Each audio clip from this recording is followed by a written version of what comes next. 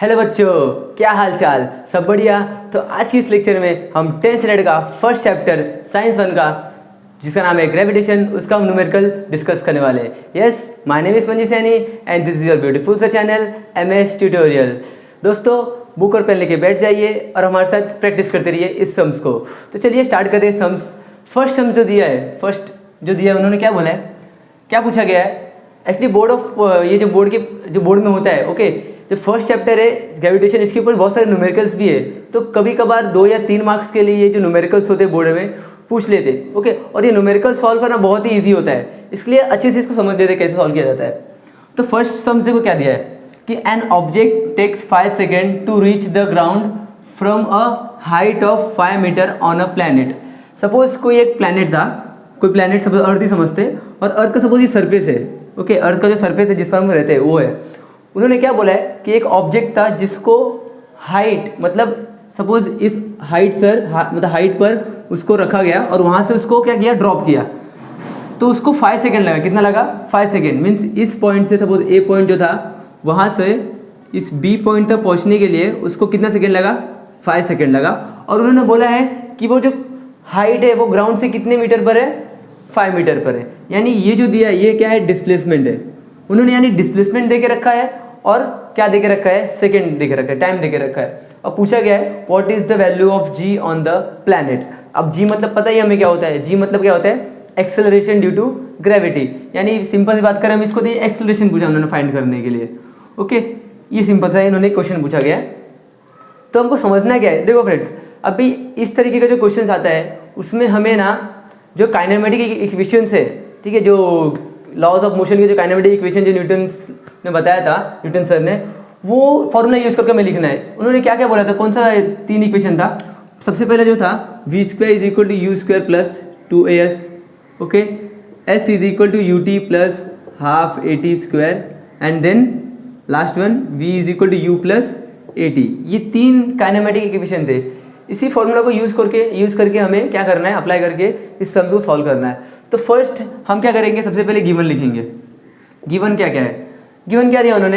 An object take 5 second, यानी उन्होंने time दे दिया है, means t is equal to 5 second, okay. To reach the ground from a height. अभी height यानी उन्होंने डिस्प्लेसमेंट दिया ना, तो डिस्प्लेसमेंट किसे शो करते हैं हम लोग? s से, यानी उन्होंने s दिया है, s is equal to 5 metre. And what is the value of g? We have to find g, to find the value of g। G यानी क्या हो गया? एक्सेलरेशन। जो उन्होंने ए दिया ना यहाँ पर, वही हमें फाइंड करना है, जी। अभी देखो, जी नेगेटिव भी हो सकता है, पॉजिटिव भी हो सकता है, लेकिन किस कंडीशन पर? देखो, अगर ऑब्जेक्ट ऊपर से नीचे गिरेगा तो एक्सेलरेशन क्या होगा? बढ़ेगा ना, मतलब पॉजिटिव आएगा। यानी ऑब्जेक्ट ऊपर से नीचे गिर रहा है, यानी जी का वैल्यू कैसे आएगा? पॉजिटिव में आएगा। और अगर कोई ऑब्जेक्ट ऊपर मतलब नीचे से ऊपर जाता है, थ्रो करते हैं हम, तो उसका एक्सेलरेशन क्या होता है? डिक्रीज होता है, ओके। उस समय क्या होता है? उसका एक्सेलरेशन नेगेटिव में आता है। तो इस तरीके से हमें ये समझना है। तो जी का आंसर क्या आना चाहिए? पॉजिटिव आना चाहिए, क्योंकि वो ऑब्जेक्ट क्या आ रहा है? ऊपर से नीचे गिर रहा है। तो सॉल्व कैसे करेंगे? देखो, अभी ऑब्जेक्ट ऊपर से नीचे गिर रहा है, यानी अभी ऑब्जेक्ट हमने पकड़ा है, तो वहाँ का जो इनिशियल वेलोसिटी, इनिशियल मतलब स्टार्टिंग का वेलोसिटी जो रहेगा वो क्या रहेगा? 0 रहेगा। That must be 0। मतलब u होता है, क्या होता है? इनिशियल वेलोसिटी u होता है, तो u कितना होगा? 0 होने वाला है।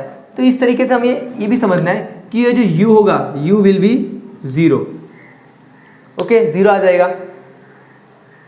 अब अपने क्या देखना है? g का वैल्यू फाइंड करना है, g। तो g यानी a का वैल्यू फाइंड करना है। तो ये जो सेकंड काइनेमेटिक इक्वेशन है ना, इसको हम सॉल्व कर लेते हैं, तो इस तरीके सॉल्व हो जाएगा। तो सेकंड काइनेमेटिक इक्वेशन जो फॉर्मूला है वो लिखते हैं, क्या है? s is equal to ut plus half at², okay. अभी s का वैल्यू कितना दिया है? 5 मीटर, तो इसकी जगह पे हम लिखेंगे 5। देयरफॉर u कितना है? 0 है, क्योंकि इनिशियल वेलोसिटी 0 होता है, क्योंकि ऊपर स्टार्टिंग में 0 रहेगा, नीचे गिरते गिरते वो क्या होगा? स्पीड लेगा, यानी फाइनल वेलोसिटी कुछ तो रहेगा, लेकिन इनिशियल वेलोसिटी कितना रहेगा?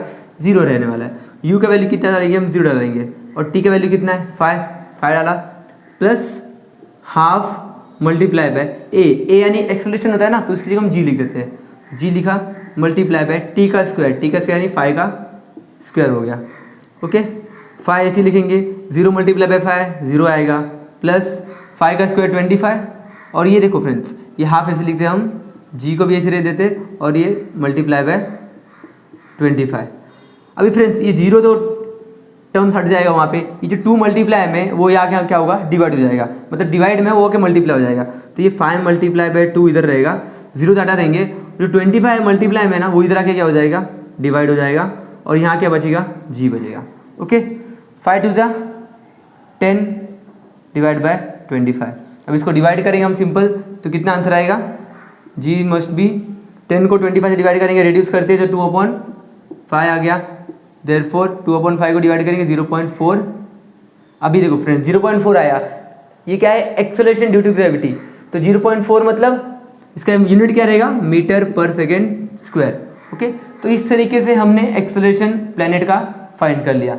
देयरफॉर फाइनल आंसर लिखने का, the value of G on the planet is 0.4 metre per second square. तो इस तरीके के सम से ये 2 मार्क्स के लिए हम पूछ सकते हैं। बहुत ही इजी सम से, कुछ हार्ड नहीं है, बस जो गिवन है उसको समझना है और हमें कौन सा काइनेमेटिक इक्वेशन यूज़ करना है वो हमें सोचना है। ओके, तो इसका स्क्रीनशॉट ले लीजिए, फिर हम आगे सम्स बढ़ते हैं, अगला सम्स देखते हैं। तो चलिए सेकेंड क्वेश्चन देखते हैं। सेकेंड क्वेश्चन क्या पूछा गया उन्होंने, क्या दिया question, the radius of a planet A is half the radius of planet B. अभी यहाँ पर 2 प्लैनेट दिया है, एक प्लैनेट ए दिया है और एक प्लैनेट बी दिया है। उन्होंने क्या कंडीशन बोला है कि जो प्लैनेट ए का रेडियस है ना वो प्लैनेट बी से क्या है, हाफ है, व्हाट इज हाफ है। ओके, और सेकंड क्या बोला उन्होंने कि if the mass of planet A is M A, मतलब अगर प्लैनेट ए उसका कुछ मास रहने वाला है तो उन्होंने क्या दिया है, एम ए दिया उन्होंने। What must be the mass of B so that the value of G on B is half of its value on A. मतलब हमें क्या फाइंड करना है, प्लैनेट बी का मास निकालना है, प्लैनेट बी का क्या निकालना है, मास निकालना है। लेकिन उन्होंने एक एक्स्ट्रा चीज़ दिया है, क्या दिया है कि जो जी का वैल्यू है बी पर, मतलब प्लैनेट बी का जो जी का मतलब एक्सेलरेशन ड्यू टू ग्रेविटी का जो वैल्यू आता है वो हाफ है किससे, ए प्लैनेट से। ओके, तो ये इतना कंडीशन उन्होंने दिया है, उसको हमको समझना है, समझा। फिर इसको हम सॉल्व करते हैं, कैसे सॉल्व करेंगे अभी सोल्यूशन। अभी हमें फाइंड क्या करना है, मास ऑफ प्लैनेट बी। तो let the mass of B be M B, इस तरीके से समझो प्लैनेट बी का मास है। अभी हम क्या करेंगे कि जो उन्होंने कंडीशन दिया उसके हिसाब से हम कुछ टर्म्स बनाएंगे, इक्वेशन बनाएंगे। क्या बनाएंगे, देखो the radius of planet A, अभी ए प्लैनेट का रेडियस सपोज हमने लेते लेट द प्लैनेट ऑफ नहीं let the radius of planet, let the radius of planet A and B be R A and R B respectively. ठीक है, मतलब planet ए का radius R A है, planet B का radius R B है, respectively लिख दिया। ओके, तो हमने रेडियस भी ले लिया, लेकिन उन्होंने क्या बोला है कि the radius of planet A, अभी कंडीशन बताते हैं, radius of planet A is मतलब इज इक्वल टू हाफ, मतलब हाफ आ जाएगा, मल्टीप्लाई बाय किसका, प्लैनेट बी का रेडियस यानी आर बी। ओके, और ये 2 मल्टीप्लाई में उधर गया तो मतलब डिवाइड में उधर गया तो मल्टीप्लाई हो जाएगा, यानी इस तरीके से इक्वेशन मिलेगा, R B is equal to 2RA। Okay, ये समझा, इतना समझा, R B is equal to 2RA, ये पहला कंडीशन दिया है। आगे क्या बोला है कि अगर प्लैनेट ए का मास क्या है, एम ए, तो हमें क्या निकालना है, प्लैनेट बी का मास निकालना है। और उन्होंने क्या बोला है कि जी ऑन प्लैनेट बी, यानी इन्होंने एक और चीज़ दिया है कि जो जी होता है, let the acceleration of planet B be G B, ये जी बी लेते हैं, ये क्या है हाफ, मतलब हाफ हो गया, मल्टीप्लाई बाय किसका, ए का, मतलब जी ए। समझा, इस तरीके से उन्होंने इक्वेशन दे दिया है। अभी हम क्या करेंगे, ये जो 2 है वो इधर भेज देते हैं तो हमको इक्वेशन मिलेगा G A is equal to 2 multiply by G B. Okay, इस तरीके से दूसरा इक्वेशन मिला, दूसरा टर्म्स मिला। अभी हम क्या करते हैं, हम एक फॉर्मूला यूज़ करेंगे, कौन सा, एक्सेलरेशन ड्यू टू ग्रेविटी का। इसमें डिराइव किया गया था चैप्टर में एक फॉर्मूला जो था g is equal to G M divide by R का स्क्वायर। ठीक है, ये फॉर्मूला हमें याद रखना है। ये फॉर्मूला किसी भी प्लैनेट का एक्सेलरेशन डिपेंड करता है उसके ग्रेविटेशनल कांस्टेंट, जो अपना यूनिवर्सल ग्रेविटेशनल कांस्टेंट है, और उसके मास पर डिपेंड करेगा। जितना ज़्यादा मास होगा प्लैनेट का उतना ज़्यादा एक्सेलरेशन बढ़ेगा, और जितना छोटा रेडियस रहेगा उसका उतना ज़्यादा एक्सेलरेशन होगा, यानी आर क्या उसका प्लैनेट का रेडियस है। तो इस तरीके से हम लिखेंगे। तो अगर हम बात करें जी ए, मतलब अगर एक्सेलरेशन ऑन प्लैनेट ए की बात करें, एक्सेलरेशन ऑन प्लैनेट ए क्या है, जी ए, उसको हम इस तरीके से लिखे तो क्या हो जाएगा, जी तो कांस्टेंट है, जी तो चेंज नहीं होना, जी तो इसी रहेगा। मास, अगर प्लैनेट ए का मास है तो हम क्या लेंगे, एम ए लेंगे डिवाइड बाय आर स्क्वायर, मतलब हमें प्लैनेट ए का आर स्क्वायर लेना पड़ेगा, यानी आर ए स्क्वायर। समझाइए, हमें इसे इक्वेशन नंबर 1 देना है। जैसे ही बनाया हमने प्लैनेट ए का, उसी तरीके से हमें प्लैनेट बी का बनाना है। तो प्लैनेट बी का भी ऐसे हो जाएगा, G B is equal to G M B divide by R B square, ये इक्वेशन नंबर 2। समझा? इस तरीके से अभी हमें क्या निकालना है, एम बी फाइंड करना है, बरोबर। मतलब एम बी फाइंड मतलब वैल्यू नहीं फाइंड करना, उसको हमें मास ए से कंपेयर कराना है। तो कंपेयर कराने के लिए हम क्या करेंगे, इक्वेशन 1 और इक्वेशन 2 को डिवाइड करते हैं, सिंपल। तो लिखेंगे डिवाइड इक्वेशन 1 एंड 2, ओके। अब इसको हम डिवाइड करते हैं।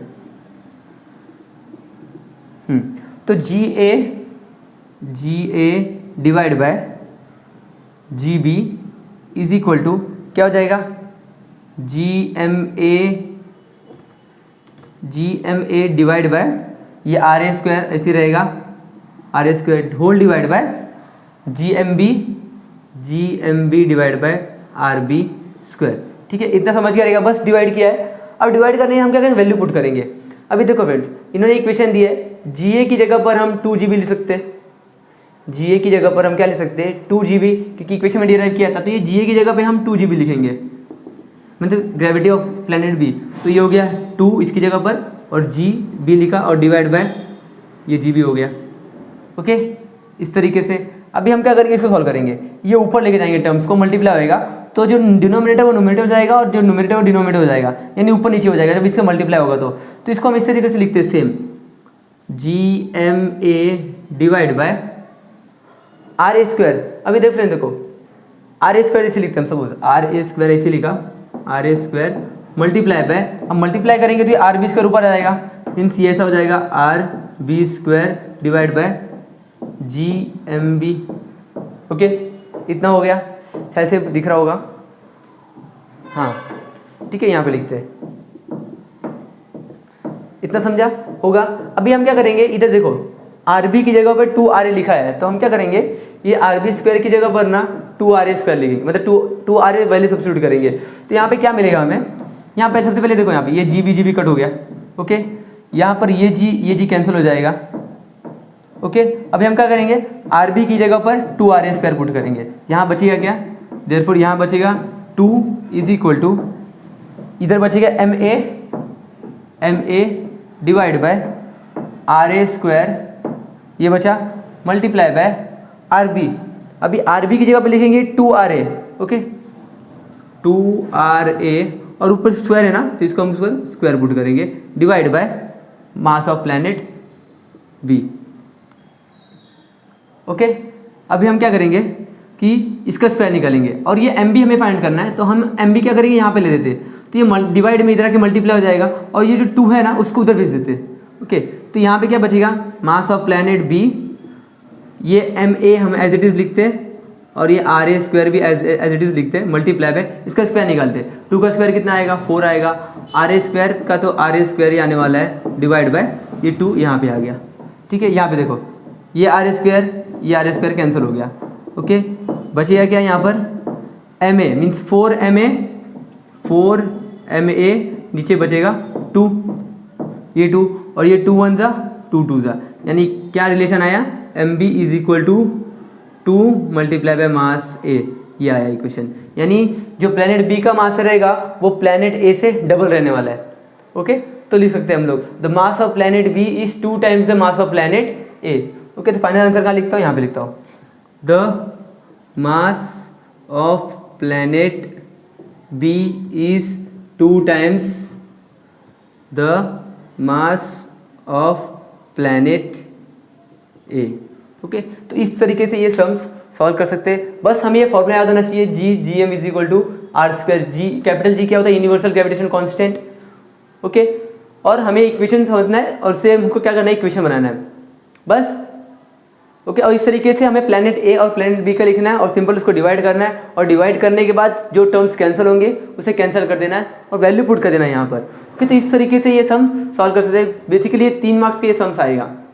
ओके, तो आई होप जो दो सम्स मैंने सिखाया बहुत अच्छे तरीके से समझ गया रहेगा।